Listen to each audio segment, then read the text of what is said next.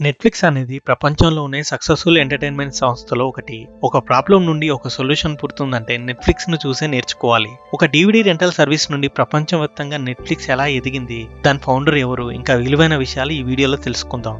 1997లో అమెరికాలో read Hastings అనే వ్యక్తి ఒక చిన్న ప్రాబ్లం ఫేస్ చేశాడు. ఆయన తన ఫేవరెట్ సినిమా అపోలో 13 చూడడానికి డీవీడీ అద్దెకు తీసుకున్నాడు. కానీ డీవీడీ రెంట్కి తీసుకొని తిరిగి ఇవ్వడం మర్చిపోవడంతో రెంటల్ సర్వీస్ ఓనర్ అయిన బ్లాక్ బస్టర్ అనే సంస్థ $40 లేట్ ఫీజు చార్జ్ చేయడంతో కోపం వచ్చిన రీడ్ హ్యాస్టింగ్స్ కి కస్టమర్ లేట్ ఫీజు అనేది లేకుండా ఆన్లైన్ లో మూవీస్ రెంట్ తీసుకునే అవకాశం కల్పిస్తే ఎలా ఉంటుందని తన ఫ్రెండ్ మార్క్ రాండాల్ఫ్ తో చెప్పాడు. ఆ ఆలోచన నుండి పుట్టిందే నెట్‌ఫ్లిక్స్.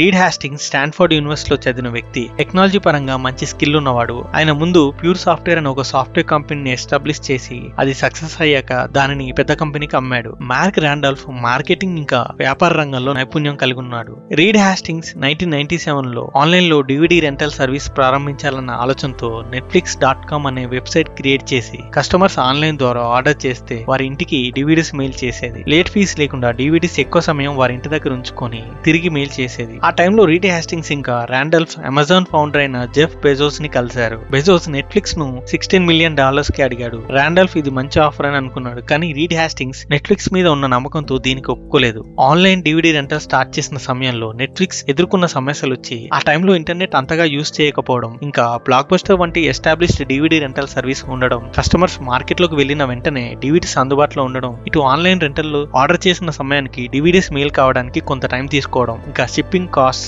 డివిడీలు మంచి కండిషన్ లో ఉన్నాయని చెక్ చేసుకోవడానికి టైం తీసుకోవడంతో నెట్‌ఫ్లిక్స్ ప్రాబ్లమ్స్ ఫేస్ చేసేది. కానీ ఈ ప్రాబ్లమ్ ని ఓవర్కమ్ చేయడానికి 1999లో వారు సబ్స్క్రిప్షన్ మోడల్ అనే కొత్త విధానాన్ని ఇంట్రడ్యూస్ చేశారు. కస్టమర్స్ నెలకు ఫీ పే చేసి ఎన్ని సినిమాలు అయినా తీసుకునే అవకాశం కలిగించారు. ఇది వారి బిజినెస్ కి పెద్ద మార్పు తీసుకొచ్చింది. ఇయర్ 2000లో .com బబుల్ బస్ట్ అనే పరిస్థితి ఏర్పడింది. ఇది అప్పట్లో ఆన్లైన్ లో ఫామ్ అయిన కంపెనీస్ అన్నిటికీ స్టాక్స్ లో ఈ కంపెనీలో ఇన్వెస్ట్ చేసిన వారి షేర్స్ అన్ని ఒక్కసారిగా పడిపోయాయి. ఇందులో నెట్‌ఫ్లిక్స్ కంపెనీ కూడా ఉండడం నెట్‌ఫ్లిక్స్ లాసెస్ ని చూసింది. దాంతో హ్యాస్టింగ్స్ ఇంకా రాండాల్ఫ్ నెట్‌ఫ్లిక్స్ ని బ్లాక్ బస్టర్ కు $50 మిలియన్ కు సేల్ చేయడానికి ముందుకు వచ్చాడు. కానీ బ్లాక్ బస్టర్ సీఈఓ అయిన జాన్ ఆంటియోకో ఈ ఆఫర్ ను ఒక జోక్ గా తీసుకున్నాడు. ఇంకా చేసేది ఏం లేక ఆ టైంలో తన కంపెనీలో ఉన్న కొంతమంది ఎంప్లాయీస్ ని తీసేయక తప్పలేదు. ఫెయిల్యూర్ ని ఫేస్ చేసి ముందుకు వెళ్ళడానికి నెట్‌ఫ్లిక్స్ ఆన్లైన్ రికమెండేషన్ ఆల్గారిథం ని ఇంట్రడ్యూస్ చేసింది. ఇది కస్టమర్ అంతకు ముందు రెంట్ కి తీసుకున్న సినిమాలన్నిటిని ఒక డేటా క్రియేట్ చేసి వారి అభిరుచికి తగిన సినిమాలని రికమెండ్ చేసింది. దీని ద్వారా నెట్‌ఫ్లిక్స్ యూజర్ ఫ్రెండ్లీగా ఉండడమే కాక కస్టమర్ సాటిస్ఫాక్షన్ ని ఇంప్రూవ్ చేసింది. దాంతో నెట్‌ఫ్లిక్స్ కి కస్టమర్స్ పెరిగారు. నెట్‌ఫ్లిక్స్ మంచి ఆదరణ పొందినప్పటికీ ఫైనాన్షియల్ గా లాభం పొందలేదు. 2003లో నెట్‌ఫ్లిక్స్ ఫ్రెండ్స్ ఆఫ్ ఫ్రెండ్స్ అనే కొత్త ఫ్యూచర్ ని ప్రారంభించింది.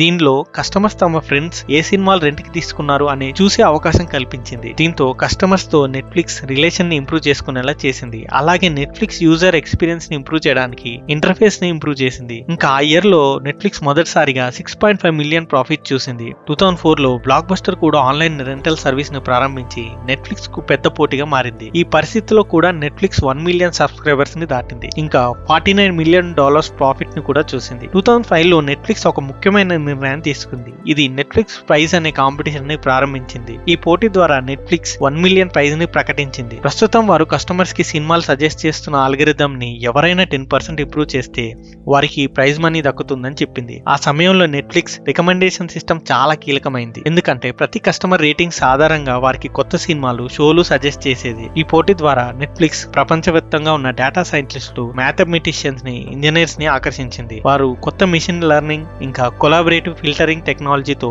ఈ సిస్టమ్ ను మెరుగుపరిచే ప్రయత్నం చేశారు. ఇంకా ఆ సంవత్సరంలోనే నెట్‌ఫ్లిక్స్ రోజుకి 1 మిలియన్ డివిడీస్ ని సప్లై చేసేది. ఇంకా 4 మిలియన్ కస్టమర్స్ నెట్‌ఫ్లిక్స్ ని ఉపయోగించడం ప్రారంభించారు. నెట్‌ఫ్లిక్స్ ఫౌండర్ అయిన రీడ్ హ్యాస్టింగ్స్ ఇంకా రాండాల్ఫ్ కి డివిడీ రెంటల్స్ ఫ్యూచర్ కాదని వాళ్ళు అనుకున్నారు. ఇంకా ఏదో కొత్తగా చేయాలనిపించింది. దాంతో 2007లో నెట్‌ఫ్లిక్స్ మరో పెద్ద అడిగేసింది. ఇది ఆన్లైన్ లో డివిడీలు పంపించడం కాకుండా సినిమాలు, సిరీస్లు ఇంకా టీవీ షోస్ కంప్లీట్ కాపీరైట్స్ తీసుకొని ఇంటర్నెట్ ద్వారా డివిడీస్ లేకుండా డైరెక్ట్ గా చూసే అవకాశాన్ని కల్పించింది. ఇది వారి బిజినెస్ ని కొత్త శిఖరాలకు తీసుకెళ్లింది. ఎక్కడైనా ఎప్పుడైనా ఏ డివైస్ లోనైనా సినిమా చూసే ఈ సౌకర్యం ఆడియన్స్ ని ఆకట్టుకుంది. ఇది నెట్‌ఫ్లిక్స్ కే కాకుండా ప్రపంచంలోని టీవీ ఇంకా సినీ పరిశ్రమలకు కూడా పెద్ద టర్నింగ్ పాయింట్ అని చెప్పొచ్చు. 2010లో నెట్‌ఫ్లిక్స్ తన సేవలను కెనడాకి విస్తరించింది. తర్వాత యూరోప్, ఆస్ట్రేలియా, ఆసియా ఇంకా సౌత్ అమెరికా వంటి ప్రాంతాల్లో సేవలు అందించారు. 2013 టైంకి స్ట్రీమింగ్ మార్కెట్ లో పోటీ పెరిగింది. ఇతర ప్లాట్ఫామ్లు కూడా పాత సినిమాలు, టీవీ షోల రైట్ ని కొనడం స్టార్ట్ చేసి ఆన్లైన్ స్ట్రీమింగ్ చేయడం స్టార్ట్ చేశాయి. అదే సమయంలో నెట్ఫ్లిక్స్ అందరికంటే కొత్తగా వెళ్లాలని ఒరిజినల్ కంటెంట్ అనే ఆలోచన వచ్చింది. అంటే కస్టమర్స్ ప్రత్యేకంగా చూడాలనుకున్న కొత్త కథలు, సిరీస్లు ప్రొడ్యూస్ చేయాలనే థాట్ వారికి వచ్చింది. అదే ఉద్దేశంతో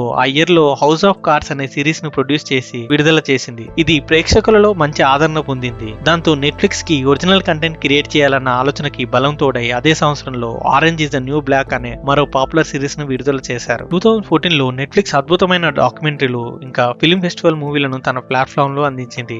ఇది హై క్వాలిటీ కంటెంట్ కలిగిన సంస్థగా పేరు తెచ్చింది. 2016 లో నెట్ఫ్లిక్స్ భారతదేశంతో పాటు 130 కొత్త దేశాల్లో లాంచ్ అయింది. స్కేట్ గేమ్స్ వంటి సిరీస్ లు ప్రపంచవ్యాప్తంగా గుర్తింపు తెచ్చాయి. 2017 లో నెట్ఫ్లిక్స్ పెద్ద మొత్తంలో ఒరిజినల్ కంటెంట్ లో ఇన్వెస్ట్ చేయడం ప్రారంభించింది. 2018 టైం కి 1000+ ఒరిజినల్ టీవీ షోలు, సినిమాలు విడుదల చేశారు. స్ట్రేంజర్ థింగ్స్, ద క్రౌన్ ఇంకా 13 రీజన్స్ వై లాంటి సిరీస్లు విడుదల చేసి ప్రేక్షకులని అంతర్జాతీయంగా ఆకట్టుకున్నాయి. కోవిడ్ టైంలో థియేటర్ మూతపడడం వల్ల ఎక్కువ మంది ప్రేక్షకులు ఇంట్లోనే స్ట్రీమింగ్ కోసం నెట్ఫ్లిక్స్ వంటి ప్లాట్ఫామ్లపై ఆధారపడ్డారు. అది ఎంతలా అంటే 2020 లో మాత్రమే నెట్ఫ్లిక్స్ 36 మిలియన్ కొత్త సబ్స్క్రైబర్స్ ను సాధించింది. Extraction, Enola Holmes, the old garden వంటి సినిమాలు విడుదల చేసి ప్రేక్షకులను విపరీతంగా ఆకర్షించారు. ద క్రౌన్ ఇంకా ది క్యూన్స్ గ్యాంబిట్ లాంటి సిరీస్ లు ఎమ్మీ అవార్డులు గెలుచుకున్నాయి. నెట్ఫ్లిక్స్ భారతదేశంలో కస్టమర్స్ ని పెంచుకోవడానికి రీజనల్ కంటెంట్ పై ఫోకస్ పెట్టింది. వారు మొదట్లో వారి ఒరిజినల్ కంటెంట్ ని లోకల్ లాంగ్వేజ్ లో డబ్బింగ్ చేసి రిలీజ్ చేశారు. ఆ తర్వాత భారతీయ భాషల్లో సినిమాలు, సిరీస్ లను ప్రొడ్యూస్ చేశారు. ఇది ప్రేక్షకులను ఆకట్టుకుని వారి ప్లాట్ఫామ్ ను ఎక్కువగా ఉపయోగించేలా చేసింది. అంతేకాకుండా వారు తమ సబ్స్క్రిప్షన్ ప్లాన్లను మినిమం పీపుల్ అఫోర్డబుల్ కాస్ట్ లో ఉంచారు.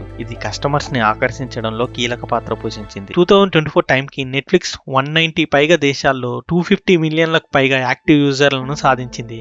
ఇంకా నెట్ఫ్లిక్స్ ఫౌండర్ అయిన రీడ్ హ్యాస్టింగ్స్ వ్యక్తిగతంగా 500 కోట్ల వరకు సంపాదించాడు. నెట్ఫ్లిక్స్ స్టోరీ అందరికీ ఒక గొప్ప స్ఫూర్తినిస్తుంది. ఒక DVD రెంటల్ బిజినెస్ నుండి స్టార్ట్ చేసి వరల్డ్ వైడ్ గా ఆన్లైన్ స్ట్రీమింగ్ ప్లాట్ఫామ్ గా పేరు తెచ్చుకోవడం, ఎప్పటికప్పుడు చేంజెస్ చేయడం, ఇంకా కొత్త ఆలోచనలు తీసుకురావడం, వాటికి అడాప్ట్ అవ్వడం, కాంపిటీషన్ లో నిలబడడం నెట్ఫ్లిక్స్ సక్సెస్ అవ్వడానికి ముఖ్య కారణమైంది.